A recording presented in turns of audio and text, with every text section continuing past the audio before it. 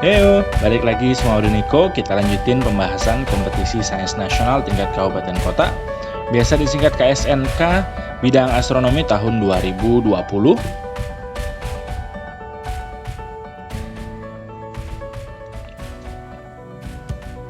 Kita ke nomor 27. A geostationary satellite orbits Earth so that it appears all time to be at the zenith as viewed from a fixed point somewhere on Earth's equator. Which of the following correctly describes the satellite's position on the celestial sphere? Oke, kita coba artiin ya. Sebuah satelit geostasioner mengorbit bumi sehingga itu terlihat selalu, at all time itu bisa dibilang selalu ya, selalu ada di zenith. Zenith ini di atas kepala kita ya. So yang tepat berada di atas kepala kita itu namanya zenith sekarang. Oke. As viewed from a fixed point somewhere on Earth, saat dilihat dari sebuah titik yang tetap di ekuatornya bumi. Yang mana pernyataan yang benar yang menggambarkan posisi satelit di bola langit. Sphere ini bola, celestial itu langit ya. Oke, ini sebetulnya cuma penggambaran tentang orbit geostasioner ya. Ini nanti pergerakannya apakah dia ke east or west or stationary, ke timur tetap atau ke barat geraknya. Terus dia sidereal day, satu hari sideris, atau bisa juga nanti sinodis gitu ya. Oke, kita bahas ya. Ada 3 poin penting yang perlu Niko bahas di sini. Yang pertama tentang orbit satelit ya.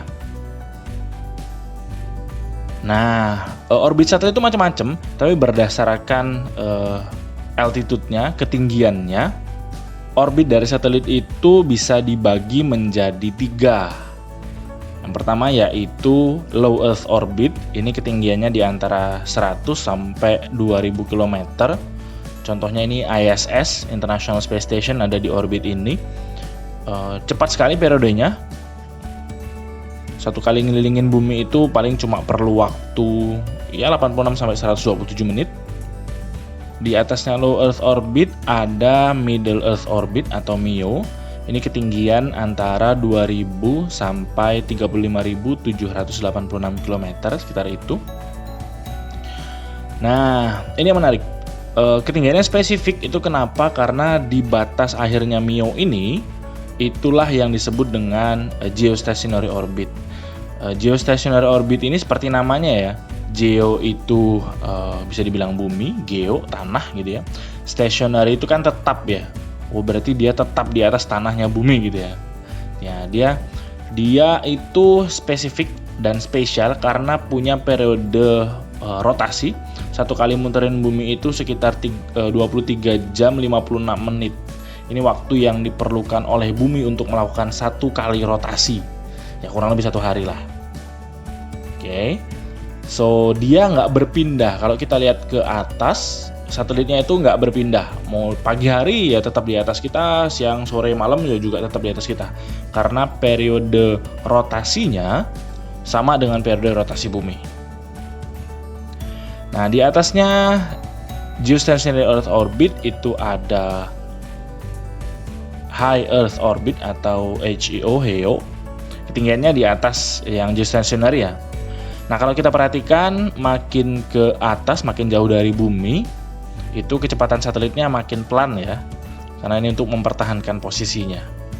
Makin dekat, gaya tarik buminya makin kencang, berarti kecepatan dia muter juga harus lebih kencang. Nah yang akan kita fokuskan nanti adalah geostationary Earth orbit. Oke? Nah ini ada beberapa orbit lain. Ada yang dinamakan dengan Sun Synchronous Orbit. Ada juga yang dinamakan dengan Molniya. Sebetulnya nggak cuma ini ya, macam-macam sih. Ada yang macam-macam lain sih. Cuma nggak kita bahas lebih jauh deh, karena yang kita perlukan informasinya lebih ke geostationary orbit. Oke, habis dari orbitnya satelit, kita ke orbit geostasioner ya. Ini yang mau kita bahas lebih detail. Seperti yang udah Niko bilang tadi, bahwa satelit yang berada di orbit geostasioner itu punya periode yang sama dengan rotasi bumi. Oke. Muternya tentu searah dengan arah putaran bumi. Arah putaran bumi tentu ke arah timur ya. Makanya daerah timur duluan yang terbit matahari. Gitu ya. Indonesia Timur itu terbit matahari duluan, baru tengah, baru barat, dan ke barat terus makin belakangan. Oke, seperti ini ilustrasinya. Terus manfaatnya apa sih kalau satelit itu nggak pindah-pindah gitu ya, seolah-olah nggak berpindah? Manfaatnya bisa macam-macam, banyak sekali. Sebetulnya ini orbit geostasioner ini bisa dibilang orbit yang paling banyak dipakai karena manfaatnya bisa paling banyak. Beberapa di antaranya itu bisa dipakai untuk komunikasi. Komunikasi ini bisa macam-macam ya, bisa jadi yang kayak model ini sih, TV gitu ya. Indonesia punya, kalau kalian familiar dengan satelit Palapa, BRI juga punya satelit, macam-macam gitu ya. Nah, kalau kalian pakai parabola, misalnya ada nggak yang masih pakai parabola ya? Udah pakai internet semua ya? Kalau kalian pakai parabola misalnya di rumah, parabola itu kan mengarah ke satu titik aja. Kalian kan nggak perlu pindah-pindah ini ya, nggak perlu pindah-pindahin arah parabolanya. Artinya parabola itu nunjuk ke satelit yang memancarkan siaran televisi itu misalnya. So dia nggak perlu diubah-ubah lagi, udah berarti satelitnya tetap berada di sana. Parabolanya cuma perlu kita arahin ke arah sana, udah beres gitu. Nggak perlu berpindah-pindah lagi. Selain komunikasi juga ada perkiraan cuaca yang secara real time biasanya untuk monitoringnya. Terus tentu juga untuk navigasi ya. Oke, habis itu kita akan bahas Sidereal Day, hari sideris ya. Nah, apa sih itu ya? Apa bedanya sih dengan hari biasa gitu ya? Hari itu bisa terbagi dua, bisa dibilang terbagi dua. Bisa ada yang namanya hari sideris, satu lagi hari sinodis. Oke, kalau di bumi hari sinodis itu namanya sama dengan hari matahari atau solar day. Nah, sebagai ilustrasi model seperti ini ya. Kalau kita gambarkan hari sideris itu modelnya seperti ini. Misalnya awalnya mengarah ke matahari. Satu hari sideris itu modelnya seperti ini. Oke. Dari awalnya mendatar, ini juga jadi mendatar lagi, tetap mendatar lagi, gitu ya. Lagi, satu hari lagi. Oke, mendatar lagi. Terus mendatar lagi. Artinya, satu hari sideris itu adalah waktu yang diperlukan untuk melakukan rotasi 360 derajat dari objek itu.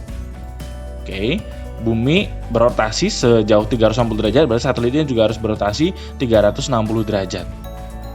Oke, nah bedanya dengan hari sinodis atau solar day, udah nih balikin ke arah sini ya. Kalau solar day itu patokannya bukan 360 derajat, tapi sebetulnya lebih dari 360 derajat.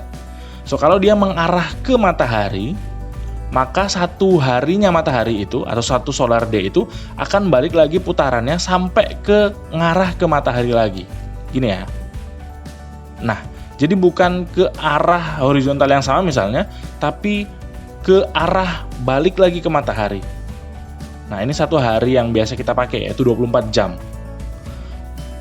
Ada perbedaan sekitar 4 menit lah antara hari sideris dan hari sinodis atau solar day.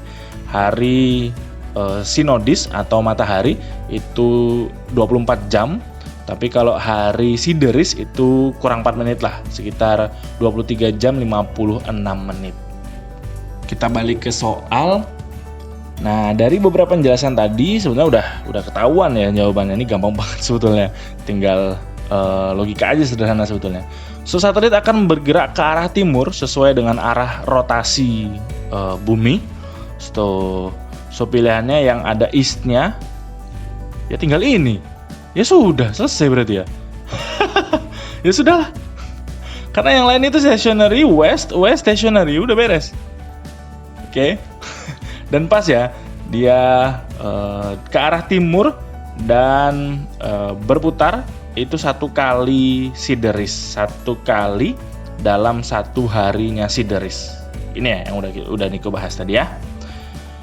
Oke, soal ini cenderung gampang sebenarnya, cuma teori, nggak terlalu sulit.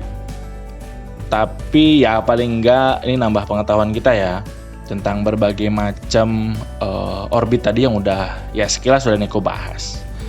Kalian bisa pelajari lebih detail terkait dengan itu ya, siapa tahu antisipasi aja ya. Oke. Nah, bagi yang mau dukung Udah Niko bisa ke traktir.id/udahniko untuk ngirim dukungan kalian. Nah, kalian bisa cek playlist yang Udah Niko bikin. Ada pengelompokan di sana, entah itu per tahun atau per materi ya. Kalian juga bisa cek hashtag yang ada di sini untuk ya siapa tahu nemu soal yang setipe. Jadi kalian bisa pelajari lebih lanjut atau lebih banyak variasi lah dengan tipe soal yang sama dengan materi yang mirip-mirip. Oke. Itu aja dulu untuk kali ini, semoga bermanfaat. See you on the next number.